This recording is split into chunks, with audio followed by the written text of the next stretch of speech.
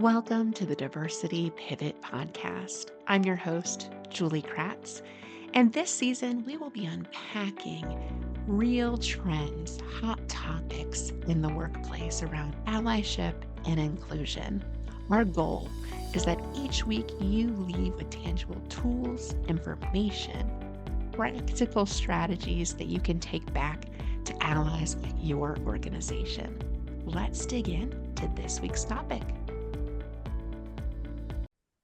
Hey, listeners, I am back this week with a guest. Aimee Harman is an awesome mentee, mentor, friend, ally, previous client, lived experience expert, just all of the things. So as we were preparing for the interview today, Aimee and I have known each other for quite some time, and she is co-founder at Let's Harmonize, a DEIA consulting firm based out of the UK. So she brings lived experience from being autistic, being in the LGBTQ plus community, also has ADHD, has been in the learning development spaces, and is now doing a lot of diversity work. So with all that lived experience and all that context, welcome, Aimee, to the show. I'm excited to have you. Oh, thank you so much. What an amazing introduction. I'm going to have to live up to that now. Yeah, absolutely amazing. Thank you so much for having me, Julie. It's an honor to be here. Same. Well, I'm hoping our listeners will get what I've gotten out of our relationship. It's just been so nice. Aimee and I meet on a, every few weeks basis, kind of informally. And it started out as kind of a mentorship relationship, but I don't know how I would even describe what it is now. But like most mentorship relationships, we quickly realized we had a lot to learn from each other, and it really wasn't very one-sided. I felt like it was very multi-sided, and had a chance to collaborate on things, and Aimee even gets to lead some of our facilitations for our clients. So it's just really, really great to have built this relationship with you. And I'm just curious, Aimee, to kick us off, like when you think about just the nature of mentoring relationships and why they're so important for especially historically marginalized groups, what do you think it is about that dynamic that is so helpful? Um, for me, I've never really had a mentor before you. I had people in business that I aspired to. They maybe were in a position that I wanted to be in, or they conducted themselves in a certain way that I really wanted to emulate. And I think once I'd sort of hit those milestones that I deemed in the corporate world as, succeeding, management and all this kind of stuff, it made me really think, you know what? Yes, that was a functional mentorship. They helped me achieve something. But I think with our relationship, it started off as, you deliver the training for my previous employer. You always, very open with, connect with me if there's anything I can do to help, all of that. And I kind of took you up on that. And I think from then, you kind of helped me feel my way through DEIA in learning, in not how I could put my staple on it, but actually navigating through your lived experience where you maybe didn't have someone to kind of steer you in those directions. Like I can recall, like they didn't have those courses. There wasn't a DEI allyship blueprint. You kind of had to learn through your own journey. And for me, I always find that really aspirational. Like both my parents own their own company, so the entrepreneurial side of what you did really kind of calls to something within me. And mentoring as a whole, I think, is far more two-way than people realize. Like I always thought it was just I'll learn from someone and that's it. But actually, I've known you for nearly 3 years. And every time we talk, we're on the phone for like an hour and a half for a half-hour meeting. We're putting the worlds to rights. We're learning from each other. We're kind of connecting on things that you don't even know you can connect on, which is ideally what I think DEIA work is all about, is connections. And for me, being a mentor, mentee with you, it's all about that enriching kind of experience. Like I never leave a call being like, oh God, that was a drag. What a waste of time. Which you get in the corporate world, let's be honest. Yeah, right. I know And I'm always reminded, when we meet, it is interesting. Yeah, 3 years later, that is wild. Yeah. Because when we first met, there, yeah, you're right. Like there was not a lot of DEI certification. How do you even become an expert at DEI? Because you and I are Well, like, well, it's a journey, not a destination. We're always going to keep learning. But preach. I had yet to find out about my daughter's autism Yeah. diagnosis. And it just felt like so serendipitous when you shared your lived experiences with me. And I could see that for me, what struck me and what I learned most from, continue to learn most from the relationship is the ability to ask curious questions in hopefully a respectful way that helps me not only understand autism better from your vantage point, but also my own daughter. Yeah. And listeners, one of the things I'll just never just like blew my mind that Aimee shared with me. So Oh no, I can't remember. Dylan was so Dylan's three years old, and my daughter is very into water. And Love it. I was explaining that to you one day, and I was like, I just don't know what the thing is with water. Like it's raining right now, so we go out. She wants to like get in the puddles, like she wants to jump in a cold stream in the winter, like it's dangerous. And you shared with me the story about you as a child and how Yeah. you could not get out of the pool as well. And I just be curious for you to share that story because I thought it was one of those lived experiences stories that I was like, oh, I get it now. Like you just gave me the context for me to understand the water fascination for her. And not that all autistic people, right? We're not monoliths. Not all autistic people like No. water, but there is something interesting about it if you'd care to share. Yeah, of course. So I very much was a water baby. Like my dad pretty much threw me in a pool as a baby because he loves the water. And I just kind of frolicked in it from a very young age. I love water. It's the only way I can really describe it. And for me, I think not only is it the sensation of being suspended, it's also one texture.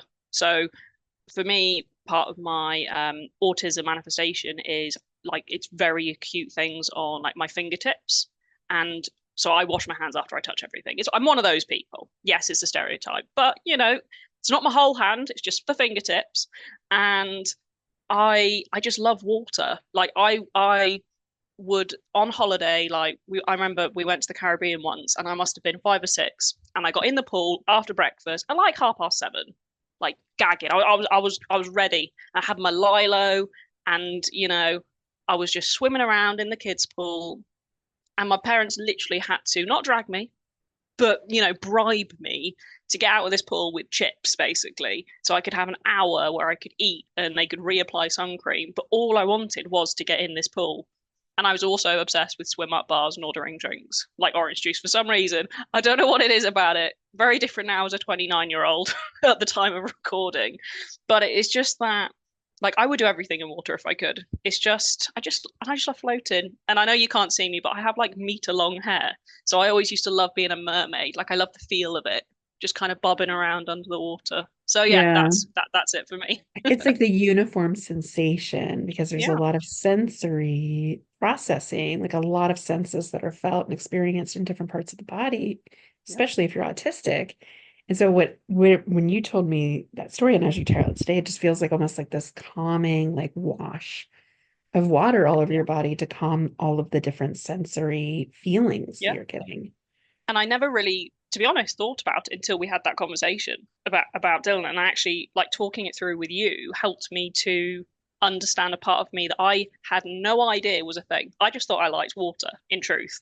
But actually, if I am having panic attack, or I've had a really overwhelming day, I've been on calls, I've been doing lots of work, like maybe we've gone out, maybe there's been a loud restaurant. Actually, in that moment, the one thing I want to do is sit in the bottom of my shower with the water on. It doesn't even have to be hot, Mhm. just like lukewarm. And it's that, and I think a lot of people do it. It's that relaxing, centering almost experience. It's one feeling. And It's and like a that's yeah, I love reset it. It is. almost. Like, yeah, it is for me. Well, and I think this is like to the all the nuances that can come out of an allyship relationship. When I think about my greatest allies, it is this like two-way multi-exchange of information, and having that safe place to ask questions you're legitimately curious about, but don't know how to even ask Yeah. sometimes. And then, like you said, it's almost like that reflection point of like, I had space to kind of explain it, and now I understand it better myself in the context, because we're all walking around in our own bodies, not thinking Yeah. consciously about these experiences all the time. So I'm kind of curious, Aimee, doing DEIA work too, and knowing we have candid conversations about the state of the world and what we want for Yeah. DEI. What do you wish? What do you wish people did more of? What do you wish that if we could have our druthers with DEI, what would you hope Ooh. for? Oh, that is a loaded magical question. You And get one there's wish. That's it. yeah, there's one wish. And And this I is where can't grant it. I fight. Well, no. But in my world you can, so it's fine. Um, I I struggle with the idealism and the real factor. So it's almost like I have two sides of my brain. I have the dream and then I have what's achievable in reality. And I think for me, the biggest thing is we live in a world that is only going to be more complicated. There is only going to be more language for every diagnoses, for every evolution of gender, sexuality, of people's ever interweaving ethnicities, background, heritage. The world is only going to get bigger, we're going to be more populated, and we're going to be learning more and more and more, or at least we hope we are. And with all this information that's coming in, social media, the internet, with the speed at which we get things, we're not often given an opportunity to actually figure out what it means and how that may affect people. So for me, I think I spend my life being overwhelmed by things. And I would love for the world, in the world of DEIA, to understand that everyone feels like that. You don't just have to be autistic. You don't just have to have autism to feel a certain way. And there are so many different intersections of underrepresented, marginalized group, whichever term you use. Like we all experience a form of challenge and discrimination every single day. But sometimes it feels like people go, yeah, yeah, you do. And then there's an awkward pause, and then they talk about where they're going to go for lunch. And that is without a doubt one of the most infuriating experiences for me because they know it's a thing. Like it's a bit like, yeah, we know there's war, we know there's famine, we know this. It's like, yeah, what are you going to do with that information? It's the follow up and it's that commitment. And like, I can see you nodding, and it's just like, you must spend your life, you know? Wanting people to do better. Yeah. I Yeah. think what you're talking about is apathy. I think we're still at a very apathetic place where it's like, yeah, I know that's a problem, but there's a lot of problems in the world. Well, yeah, life's Oh, hard for you, but it's been pretty hard for me too. It's like, it's so the you want it othering.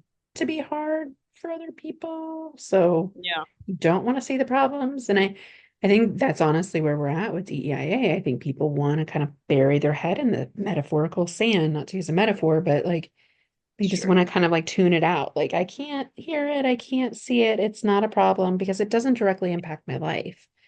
But you and I know it directly impacts everyone's life. Like You, when we make things more inclusive for folks that are neurodivergent, or for folks that have a disability, or for folks that color, yeah. we generally make it better for everyone. The rising tide lifts all boats, but we're Yeah. pitted against each other with this like zero sum game mentality that's just a complete falsehood. And here in the States, we're coupled with the myth of meritocracy, where you just pull yourself up by those Oh, bootstraps.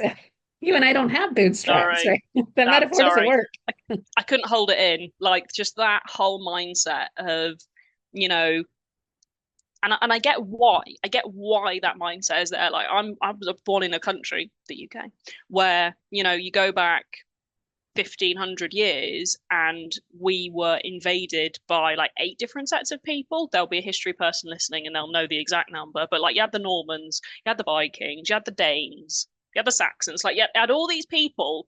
And I get it. You were on your own. If you did not have the ability to hunter, gather, to build, to make fire, you would not have survived. And I understand in the US, like your history in this is much closer than mine.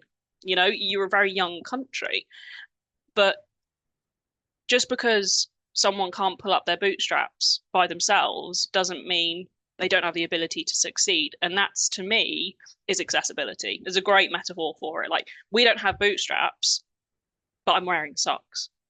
And also, what's wrong with not wearing any shoes? Why do I need bootstraps? It's that old adage of we want a seat at the table. And it's like, I always say, why do I need a table? Yeah. Yeah, no, no. It just it infuriates me. That whole mentality, you have to do it on your own, is so toxic. I don't Yeah. do anything on my own. My partner had to go out today to get my medication for me because I Hmm. cannot go out and do it by myself. Hmm. Is that a bad thing? No, Yeah. Yeah. Does that make your inability to do other things? no. It It actually, yeah, it allows me the ability to do other things. exactly. Exactly. It's an additive, not a subtractive. And I Yeah. think oftentimes we see this as like special treatment or somehow like coddling people or making people weaker. And it's like just this outdated notion. I think it comes from you talk about history, like war times where we had to like, couldn't be vulnerable and you had to be tough. And, it's just very outdated. Like the nature of how wars are fought today is with machines, not people. I mean, obviously people are still involved, but like Mm. the stoicism that we've reverenced for so long just it feels super unhelpful in today's age. It does, and you know, warfare is waged every day with every person. I as you mentioned, I've worked in the education sector. Worked in learning for 12 years now, but specializing in IT and computing. I worked for a training provider that specialized in those, and cybersecurity. It's everywhere. Mhm. Intrusion and people trying to get into the Western world. We think, because I don't know, I'm not particularly technically minded, but I have malware software. I'm sure we all do, and it's those kinds of that those weren't problems. There wasn't someone 30,000 miles away that was thinking about what I ate for breakfast. Mhm. There is so much of us everywhere that I think we're so diluted into what actually matters, and things that don't really matter, we are told matter. Yeah. Yeah, exactly. Like sharing your food, for example, Literally. versus like part of your real humanity, the challenges, and why is it weak to share your challenges and vulnerabilities? Why are we so afraid to do that? Because that's what builds connection. Yeah, Amy, I'm yeah, curious from the accessibility space. So you specifically say, DEIA and A is for yes. accessibility. Given your lived experience, I totally get why you're passionate about that. What is it about accessibility that people misunderstand? Like, what would you wish people would better understand about accessibility? I For me, I always make sure that I bring light to accessibility. So DEI is what I kind of learned through you as the acronym. Because I work in education, it was predominantly EDI. That's kind of the older version of it. DEI makes perfect sense to me. But adding the A on the end, which I know some people do, it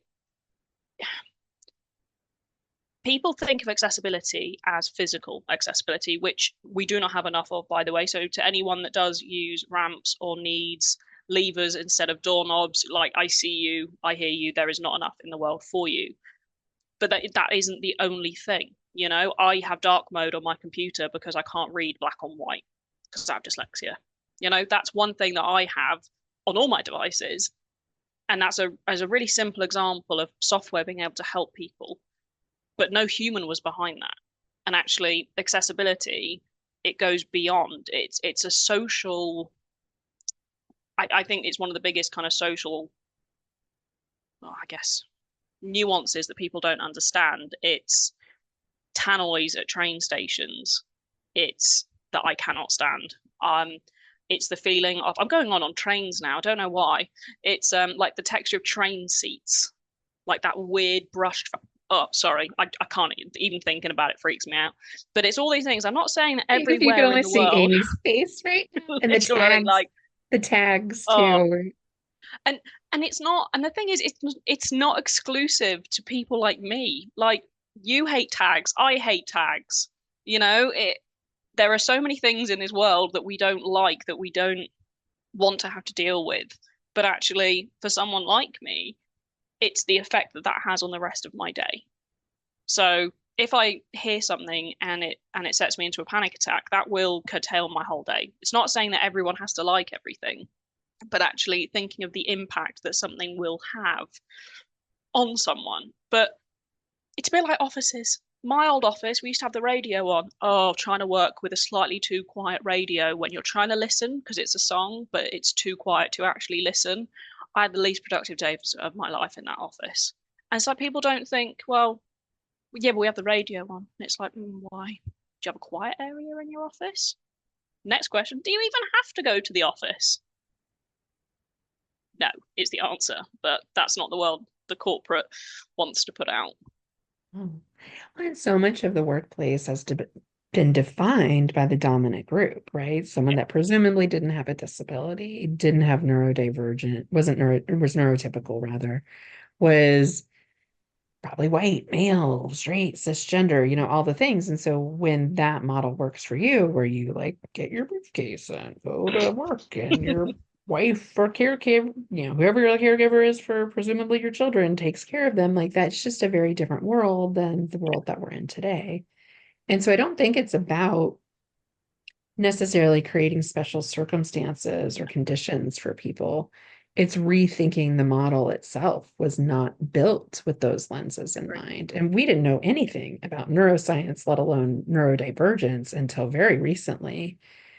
We used to institutionalize people, right? We Yeah, we didn't honor them as full humans. And so that's a problem when I think about accessibility because these needs have always been there. We just didn't have a workplace that even bothered to care or even notice.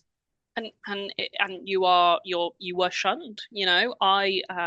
I think back to my conversation I had with my grandma, and she passed away. I think it was last year, and she was a week away from her 103rd birthday. So she was born in 1920, and she used to tell me about her aunt, as she called her funny aunt, and winked, who was sent away, and she lived in a sanatorium. Just the word in itself. And it's like, well, my narrative was always, well, we send away people that have done wrong. And it was like, and she might not even had a neurodiversity. She might have just been, a willful young woman in the late 1800s. And it's that you're right, you're trying to push what 75% of the world into a mold for 25%. It's a bit like everyone trying to wear a size 3 shoe. Like there are people that it fits, but the rest of us it'll just hurt. Yep. Yeah. Well, and shoes was another thing I learned in Oh our yeah. panel discussion that we Yeah. had with another autistic person, and he helps diagnose autism. Mm, And he had shared like shoes bother me, like shoes on my feet. I can't stop thinking about the shoes being on my feet. And that was another zinger for me that I was like, I can't wait to take my shoes off when I get home. And I'm by no means on the autistic spectrum. I'm just sharing that experience as somebody that doesn't like shoes, tags. I do like mm, water, all these sensory things. I don't like fluorescent lights. I love natural light and being yeah. outside. I think that's actually what makes us human. And Mm, we've kind of dehumanized the workplace. We've made it like the Industrial Revolution, machines, yeah. computers, it's not how we're meant to live. And so when I think about accessibility, I'm like, this sounds great for all of us. Like some of Yeah. us need these things Yeah. like this more serious. So I don't want to dilute that because I do think there's kind of a tightrope we have to walk with this, where it's like, Agreed.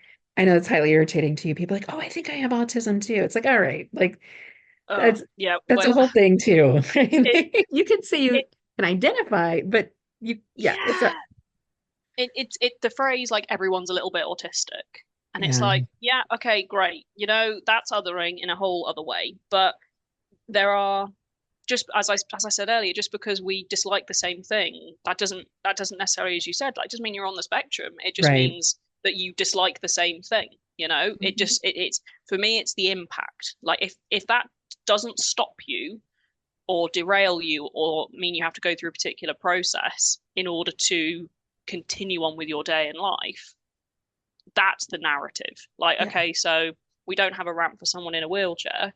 Okay, that means that person can't get inside. That's a physical stop.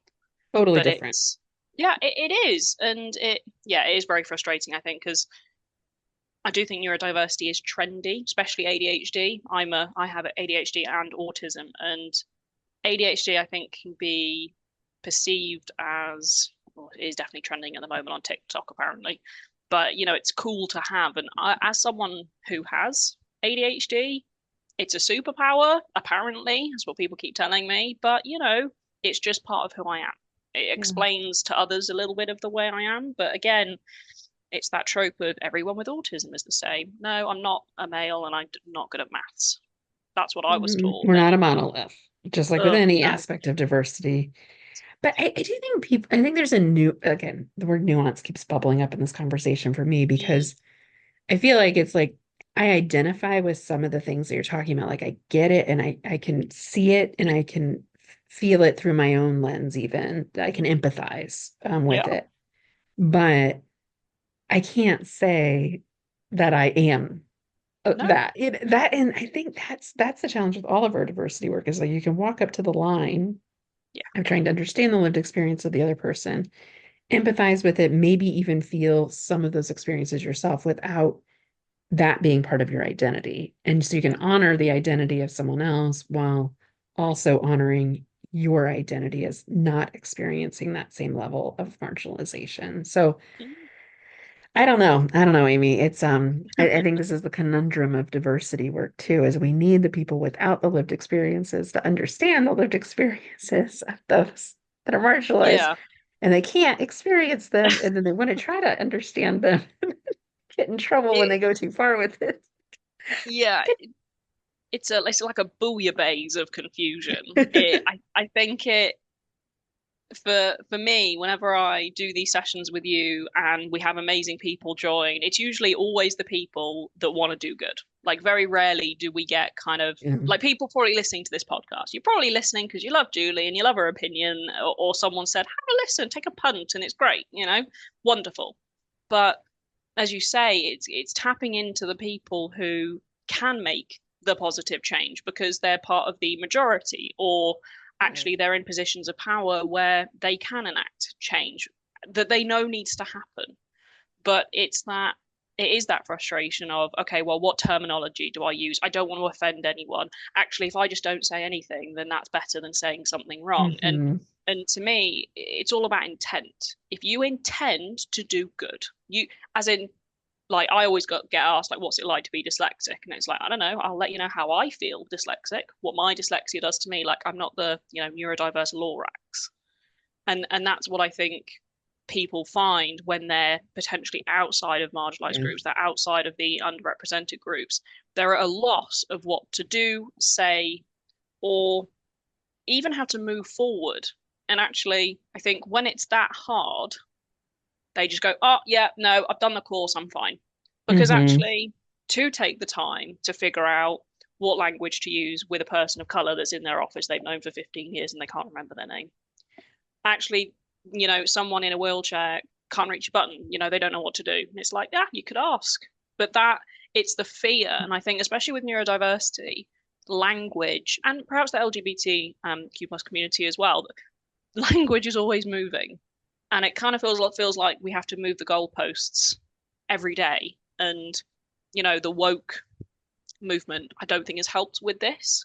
But I think if your intent is good, I think as those of us in the knowledge of the lived experience, I think it's our responsibility to kind of take it with a pinch of salt. Like if someone asks me a question that's a bit like, oh, that's a bit cuspy, I'll talk about it, I'll educate a bit, but that person didn't come in with malice and they've learned something. And I would rather that.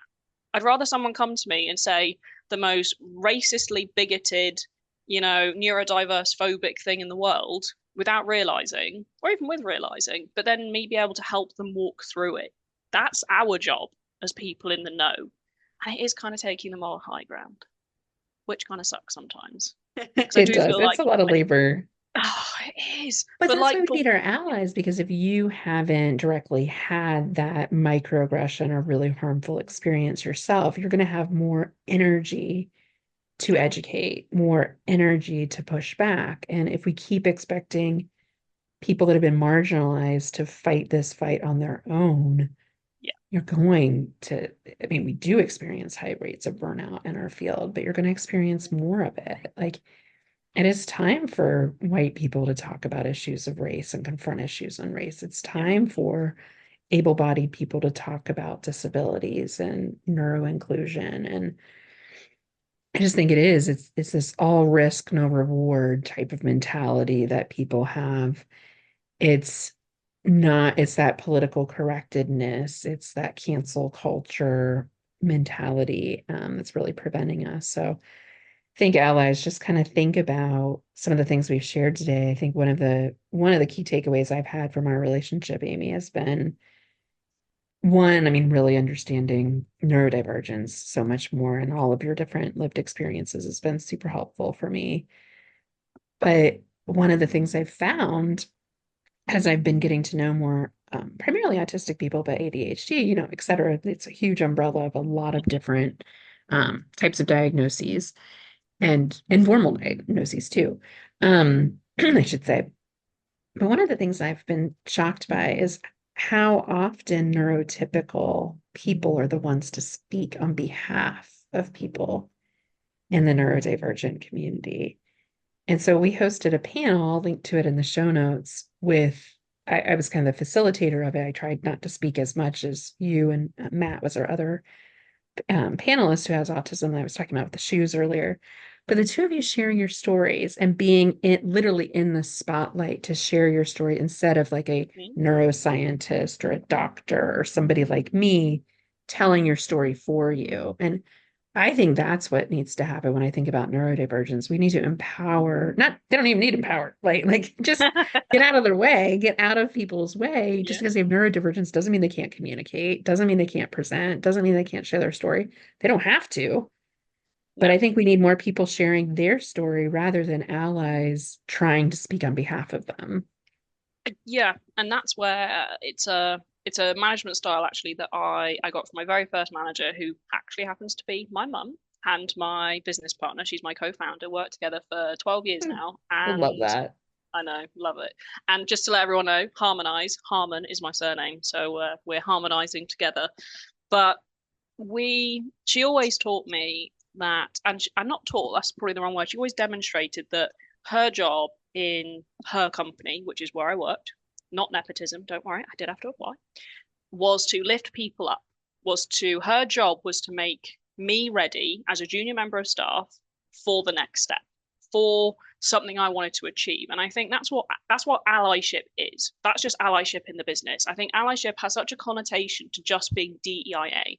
Think of it as championing. You are the pedestal to push someone up that maybe hasn't been there before because of societal cultural changes. Like, I'm all right. I've done training. I don't mind, presenting. Doesn't bother me.